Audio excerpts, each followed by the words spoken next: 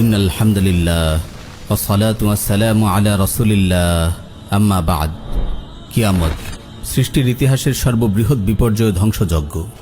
এটি এমন এক মহাপ্রলয় যা আসমান জমিন, পাহাড় পর্বত, চাঁদ সূর্য, গ্রহ নক্ষত্র, সাগর নদী সব কিছুর উপর আপতিত হবে।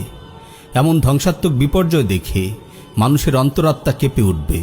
প্রিয় ভাই ও বোন, এইসব ভয়ঙ্কর দৃশ্য আপনাকে অবশ্যই অবলোকন করতে হবে। চিন্তা করে দেখুন, আপনি কবরের মধ্যে আছেন, হঠাৎ বিকট শব্দে আকাশ পাতাল কেঁপে উঠল। ভয়ঙ্কর শব্দে আপনার কবর বিদীর্ণ হল। সিঙ্গার গগনবিদারী আওয়াজ আপনার হৃদয়কে ভেঙে চুরে তছনছ করে দিচ্ছে।